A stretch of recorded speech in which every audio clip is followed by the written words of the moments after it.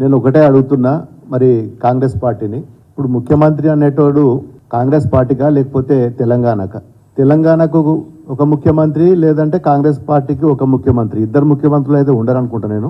మరి మేము జనరల్గా పోయినాము, మాకు కాన్స్టిట్యున్సీకి సంబంధించి నేను మొన్నటి వరకు 10 ఏళ్ళు ఎంపీగా పనిచేసిన, మాకు మొత్తం జిల్లాలో ఎక్కడెక్కడ ఏం సమస్యలు ఉన్నాయి ఆ సమస్యల మీద నలుగురం కలిసి పోయినాము. మాకు కూడా తెలుసు ఏ కాన్స్టిట్యున్సీలో ఏ ఇబ్బందులు ఉంటాయి. పోయి మరి మా కాన్స్టిట్యున్సీలో ఈ ఇబ్బందులు ఉన్నాయి.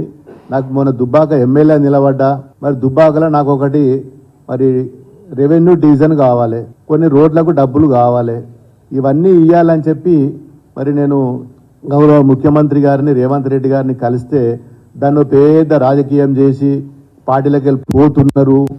ఏమో అవుతుంది, ఎందుకు పోతామా మేము పార్టీ, కాంగ్రెస్ పార్టీ అంటే అది ఎండుకేల పార్టీ, గిల్లకెళ్ళి మేము గల్లకి ఎందుకు పోతాం. ఉద్యమంలో ఉన్నప్పటి నుంచి డే 1 నుంచి 2001 నుంచి మేము పోరాటం చేసి తెలంగాణ తెచ్చుకున్నాము. మా మెదక్ జిల్లా అంటే ఉద్యమాల గడ్డ, గిల్లకెళ్ళి మేము గల్లకెందుకు పోయి కాంగ్రెస్ పార్టీలో పోతామా.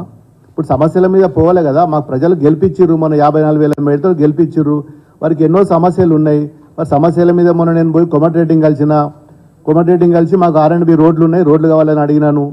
మరి అదేవిధంగా ఉత్తమ్ కుమార్ రెడ్డిని కలిసినాను. మల్లన్న సాగర్ వాటర్ ఉన్నది, మా కాలువలకు నీళ్ళు వస్తలేవు, రైతులు బాధపడుతున్నారు, మరి మాకు నీళ్ళు ఇవ్వాలి. ఇంతకుముందు మా రైతులు ఒక ఫోన్ కాల్ కొడితే మరి అప్పటి ఉన్న ఇరిగేషన్ మంత్రి గారు మెసేజ్ పంపిస్తే తెల్లార వరకల్లా కాలువలలో నీళ్లు ఉంటుండే. ఇలా 15 రోజులు అవుతుంది నేను ఇలా ఉత్తమ్ కుమార్ రెడ్డిని కలిసి, ఈ రోజు వరకు కూడా మరి నీళ్ళు వేయలేకపోతుండే. ఈ రోజు వచ్చి మరి కొండా సురేఖ గారు వచ్చి ఇలా మా దగ్గర దుబ్బాకల ప్రోగ్రామ్ చేస్తున్నది. దానికి ప్రోగ్రామ్కు మాకు ఎవరు చెప్పాలి, అధికారులు చెప్పాలి. ఇవాళ ఎవరు వాళ్ళ కాంగ్రెస్ పార్టీ ఇన్ఛార్జులు ఇలా వాట్సాప్లలో పెట్టి మా మంత్రి గారు వస్తున్నారని చెప్పి వాళ్ళు ఇలా కింద ఎవరి పేర్లు ఉన్నాయి, పూజల హరికృష్ణ, మన సిద్దిపేట నుంచి ఓడిపోయిన ఎమ్మెల్యే పేరు పెట్టి దీన్ని రిలీజ్ చేస్తారు. ఇంకోటి చెరుకు శ్రీనివాస్ రెడ్డి, మన దుబ్బాక ఎలక్షన్లో నా మీద డిపాజిట్ కోల్పోయిన ఎమ్మెల్యే వచ్చి ఆయన ఇవాళ ప్రోటోకాల్ మెయింటైన్ చేస్తున్నాడు, ఇలా ఆయన ప్రోగ్రామ్ కండక్ట్ చేస్తున్నాడు. ఇక పోతే మరి అధ్యక్షుడు మరి ఏదైనా ప్రోగ్రామ్ చేస్తే ఎమ్మెల్యే గారు సభాధ్యక్షులు ఉంటారు. ఇలా మా పేరేమున్నది, ఇక్కడ కొండ సురేఖ, తర్వాత 4 మంత్రులు, కింద 4వ ప్లేసుల్లో 5వ ప్లేసుల్లో ఎమ్మెల్యే పేరు ఉన్నది.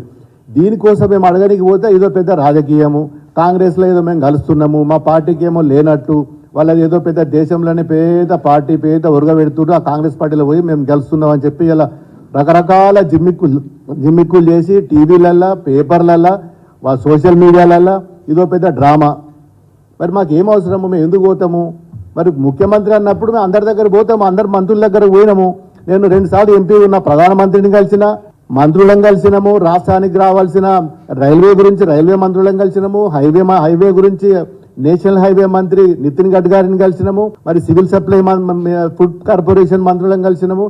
ఏ రోజు కూడా ఢిల్లీలో ఉన్నన్ని రోజులు మేము మంత్రులను కలిసి మాకు రావాల్సిన మరి తెలంగాణ రాష్ట్రానికి మా నియోజకవర్గం రావాల్సిన నిధుల గురించి కొట్లాడినాము.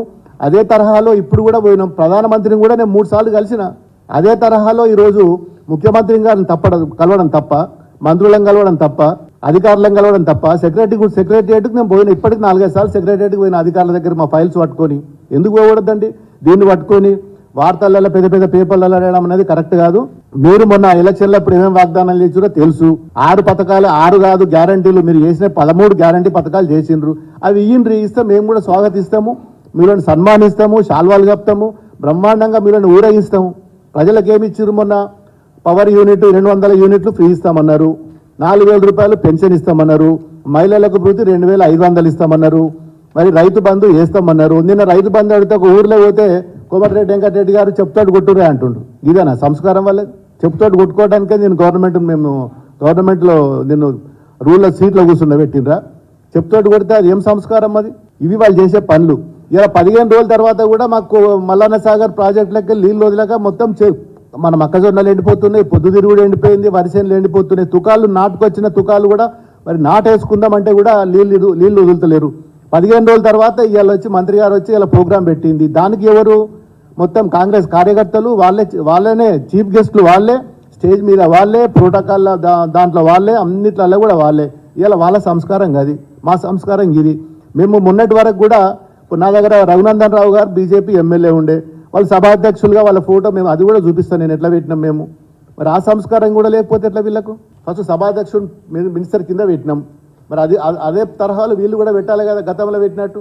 అంటే రకరకాల తప్పు పని చేసి మీరు అనవసరంగా మమ్మల్ని బదనాం చేసి పార్టీలు మారుతుండనేది కరెక్ట్ కాదు. ఖచ్చితంగా ఈ రోజు రేపు జరగబోయే ఎన్నికల్లో కూడా మరి మెదక్ పార్లమెంట్ లో 100% గెలిచేది గులాబీ జెండా.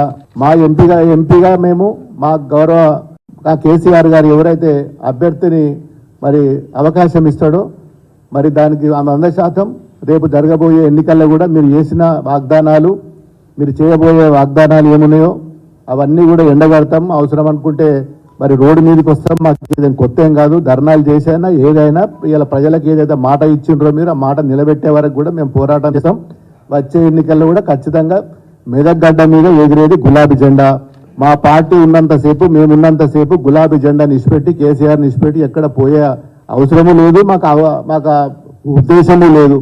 మేము ఇప్పుడు కాదు, మళ్ళీ ముఖ్యమంత్రి గారిని నిన్న కలుసుడు కాదు, ఇంకా 100 సార్లు కూడా కలుస్తాం. సమస్యల మీద మా ప్రజల కోసం అందరు మంత్రులను కలుస్తాం, ముఖ్యమంత్రి గారిని కలుస్తాం. మరి ఇంకా 5 సంవత్సరాలు మ్యాండేట్ ఇచ్చిండ్రు. మరి ప్రతి నెలకు ఒకసారైనా కలుస్తాం, 2 నెలలకు ఒకసారైనా కలుస్తాం. ఏ అవసరం ఉన్నా కానీ ముఖ్యమంత్రులను, మంత్రులను, చీఫ్ సెక్రటరీలను అందరినీ కలుస్తాం. అవకాశం వాళ్ళు వాగ్దానాలు ఇచ్చినా తీయకపోతే కూడా దాని మీద కూడా అన్ని విధాల పోరాటం చేస్తాం. ప్రజల కోసం పోరాటం చేసిన పార్టీ ఇలా బీఆర్ఎస్ పార్టీ. మరి మా మీద అనవసరమైన దుష్ప్రచారాలు చేస్తే మాత్రం ఊరుకునేది లేదు. ఖచ్చితంగా ఎండగడతాం. మీరు చేసిన మొన్న ఎలక్షన్లో ఇచ్చిన వాగ్దానాలు ఏదైతుందో అవి పూర్తి చేసే వరకు కూడా మా పోరాటం ఆగది.